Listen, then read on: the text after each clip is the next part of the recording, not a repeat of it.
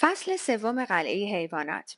بگذریم از اینکه اونها چقدر دچار زحمت و رنج شدند تا یونجه ها رو به داخل انبار ببرند، ولی پاداش کوشش آنها داده شده بود، چون که درو کردن بیشتر از اونی که امیدوار بودند انجام شد. موفقیت بزرگی براشون بود. بعضی مواقع کار سخت بود. ابزارها و لوازم جهت استفاده انسان ساخته شده بود. برای حیوانات سخت بود. ولی خوک‌ها انقدر زرنگ و باهوش بودن که تونستن راهی برای اون پیدا کنن. اسب‌ها تمام مزرعه رو وجب به وجب می شناختن و در حقیقت حصاربندی و درو کردن و زیر و رو کردن و صاف کردن مزرعه رو بهتر از جنز و مردانش می دونستند. خوک‌ها در اصل کار نمی‌کردند، ولی راهنمایی و سرپرستی حیوانات رو به عهده داشتند. با دانش و معلوماتی که دارا بودند، طبیعی بود که رهبری رو بهتر میتونستن عهده‌دار بشن. باکستر و کلاور برای شخم زدن آماده کار بودن. البته در این روزها به دهنه و لگام احتیاجی نبود. در تمام مدت خوکی پشت سرشون راه میرفت و با صدای بلند تشویق و ترغیبشون میکرد. هی رفقا، هی رفقا، آفرین، خیلی عالیه. تمام حیوانات دیگر چاکرانه و متواضعانه کار برگردانیدن و جمع‌آوری یونجه ها را انجام میدادند. حتی اردک ها و مرغ ها با زحمت طاقت فرسایی زیر اشعه خورشید با منقارهای کوتاهشون دسته های باریک یونجه را از مزارع به انبار حمل میکردند. کار درو و خرمن در مدت کمتر از 2 روز انجام شد، کمتر از زمانی که جونز و مردانش صرف می‌کردند. اردک‌ها و مرغ‌ها با چشمان تیزبین خود حتی کوچکترین دسته خرمن را به داخل انبار حمل کردند. تمام تابستان کار مزرعه به خوبی انجام شد. حیوان‌ها به قدری خوشحال بودند که تصور نمی‌کردند این ممکن باشه. هر لقمه غذایی را که می‌خورند با لذت بود. چون این غذا حقیقتاً مال خودشون بود و به وسیله خودشون برای خودشون تولید شده بود. اونها فراغت و آسایش نامحدودی نیز داشتند، ولی با اشکالاتی نیز مواجه بودند. برای مثال وقتی که خرمن ذرت رو جمع می‌کردند مجبور بودند دانه‌های ذرت رو با فشار و زحمت در بیارن و با متد کهنه و قدیمی آشغال‌های روی اون رو با فشار نفس خود برونن. باکستر مورد احترام همه بود. اون در زمان جونز نیز سخت کوش بود، ولی اکنون به نظر میرسه که کار 3 اسب رو انجام میده. چنین به نظر میرسه که تمام مزرعه به کمک شانه‌های قوی و توانای اون انجام میشه. معمولا در مواردی که کار خیلی سخت بود، از صبح تا شب کشیدن گاری با اون بود.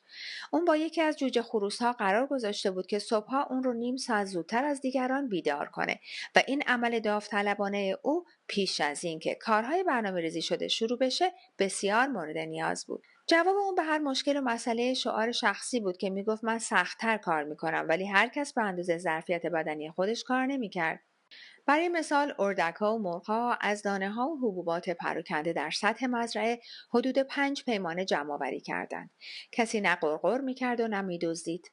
جیره همان بود. جر و بحث و نزاع و حسادت چون روزهای گذشته وجود نداشت. کسی از زیر مسئولیت شانه خالی نمی‌کرد جز مولی. او در حقیقت صبح‌ها زود از خواب بر نمی‌خاست و طوری کار می‌کرد که انگار سنگ زیر پایش است. رفتار گربه هم چیز منحصر به فردی بود.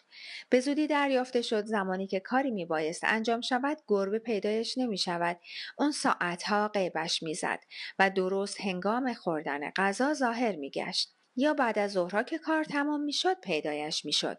اون همیشه بهانه‌های خوبی میتراشید و چنان با محبت خورخور میکرد که کمتر کسی میتوانست نیت خوب رو باور کنه که از زمان انقلاب تغییری نکرده.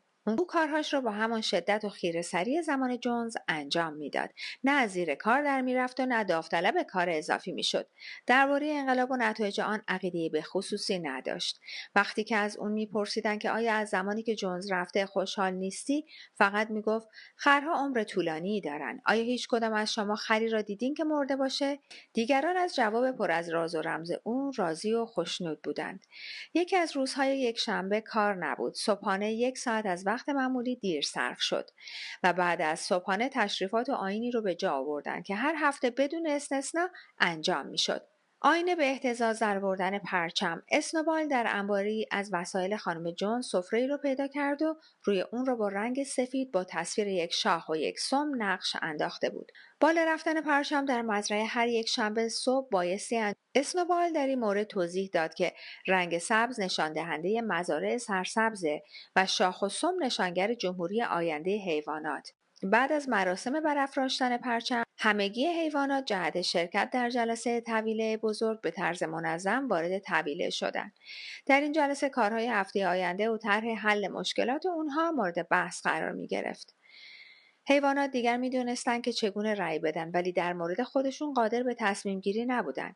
اسنوبال و ناپلون معمولاً از بحث و مناظره دوری می کردن. ولی به نظر میرسه که اسنوبال و ناپلون نمیتونن با همدیگه توافق داشته باشن. هر پیشنهادی رو که یکی میداد دیگری سعی در اعتراض به اون داشت. حتی زمانی که تصمیم گرفته شد از خانه مزرعه که پشت باغ میوه قرار داشت به عنوان اتاق استراحت استفاده بشه، بحث و مشاجره شدیدی میانشون در گرفت.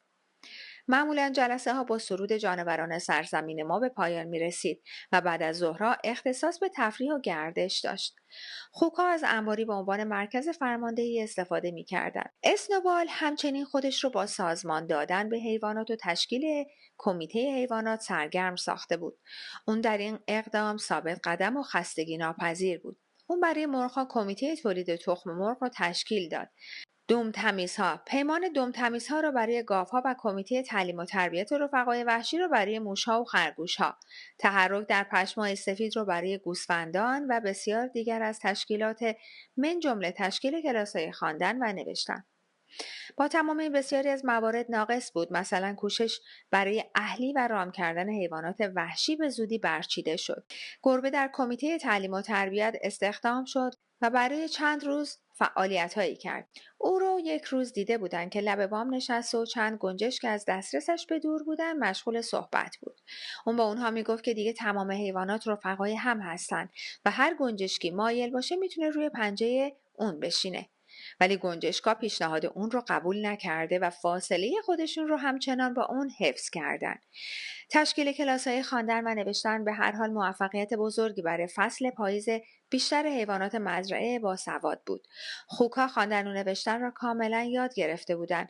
سگ‌ها خواندن را خوب یاد گرفتند، ولی به جز خواندن 7 فرمان به چیز دیگه‌ای علاقه‌مند نبودند. باکستر از پس حروف‌ها بر نمی‌آمد.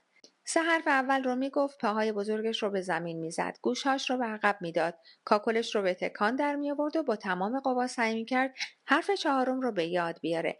ولی به زودی معلوم شد با یاد گرفتن 4 حرف دوم 4 حرف اول را فراموش کرده است. سرانجام اون تصمیم گرفت که برای به پا داشتن حروف اول روزی 2 بار هر لغت رو بنویسه تا اونها رو از خاطر نبره. مولی از آموختن حروف خودداری میکرد و تنها 6 حرفی را که تشکیل دهنده حروف اسم خودش بود یاد گرفت. او با تکه های کوچیک چوب این حروف را درست کرد و با چند گل تزیین کرد و سپس دور اونها قدم میزد و هنر خودش رو تحسین میکرد. هیچ کدوم از حیوانات مزرعه نتونستن از حرف اول تجاوز کنند. همچنین دریافته شد که احمق‌ترین حیوان‌ها مثل گوسفندها و مرغ‌ها و اردک‌ها قادر نیستند حتی متن 7 فرمان را یاد بگیرند. این گفته او شامل اصل و قاعده حیوانیت بود که با در دست گرفتن تمامی آن از نفوذ انسان در آن جلوگیری میشد که 4 پا خوب، 2 پایان بد. پرنده ها ابتدا مضطرب شدند چون آنها نیز 2 پا داشتند، ولی اسنوبال به آنها اطمینان داد که آنطوری که فکر میکنن نیست. او گفت رفقا، باله پرنده عامل نفوذ کردن اونه، نه نفوذ پذیری. بنابراین باید مثل پا به اون احترام گذاشت. صفت مشخصی انسان دست اونه، عضوی در بدن اون که تمام آسیب‌ها و گزنه‌ها از اون به ما میرسه. پرندگان معنی جمله طولانی اسنوبال رو درک نکردند، ولی توضیح اون رو قبول کرد و تمام حیوانات مشغول یادگیری شعار جدید شدند: 4 پا خوب، 2 پا بد. ساعتها بدون خستگی اون رو ادامه دادن. ناپلئون به کمیته های اسنوبال توجهی نمی کرد. او معتقد بود که تعلیم در جوانی مهمتر از زمان بلوغ است. جسی و بلوبل طی حادثه درست بعد از درو کردن یونجه ها زاییدند و 9 توله به دنیا آوردند. به محض اینکه توله ها از شیر گرفته شدند، ناپلئون با عنوان این موضوع که او مسئول تعلیم و تربیت توله هاست، اونها را از مادرشون جدا کرد. انزوا نگه داشت و به طوری که به زودی حیوانات مزرعه وجود آنها را از یاد بردند. بعدها اسرار اینکه شیرها به کجا می‌رفتند معلوم شد. سیب‌های زودرس تا به حال رسیده بود. علف‌های هرزه در باغ میوه بلند شده و میوه‌های باد انداخته ریخته و پاشیده شده بود. یک روز دستور داده شد که میوه‌های باد انداخته را جمع‌آوری کرده و به انبار ببرند تا در آنجا به مصرف خوراک خوک‌ها برسد. در این مورد عده‌ای از حیوانات غرولند کردند ولی بیفایده بود. ناپلئون اسکولر را جهت توضیحات لازم برای حیوانات فرستادند. او گفت رفقا شما درک نمی کنید. امیدوارم که این را به حساب خودپسندی و تقدم ما نگذارید. بیشتر ما خوک‌ها در حقیقت شیر و سیب دوست نداریم. از خود بگویم من خودم اونها رو دوست ندارم. نظر شخص من اینه که از اینها برای حفظ سلامتی باید استفاده بشه. شیر و سیب به گفته دانشمندان ترکیب از عناصریه که به درستی برای سلامتی ما خوک‌ها لازمه. ما خوک‌ها کار فکری می‌کنیم. تمام مدیریت و سازمان دادن این مزرعه مربوط به ماست. ما روز و شب به آسایش شما فکر می‌کنیم. این به خاطر شماست که ما از شیر و سیب استفاده کنیم. میدونید که اگه ما خوک‌ها در انجام وظیفمون بمونیم چه اتفاقی رخ میده؟ بله، جونز برمیگرده. اون مطمئناً برمیگرده. اسکولر فریاد میزد، متعرضانه از این سو به اون سو جست و خیز میکرد و دمش رو تکون میداد. تنها موردی که حیوانات با آن اطمینان داشتن این بود که اونها نمیخواستن بازگشت جونز رو ببینن. اونها چیز دیگه ای برای گفتن نداشتن. مسئله اینه که خوک‌ها باید در سلامتی کامل باشن، آشکار و روشن. بنابراین بدون مشاجره موافقت شد شیرها و نیز سیب‌های باد انداخته در اصل سیب‌های سالم ریخته شده برای مصرف خوک‌ها باشد. پایان فصل 3.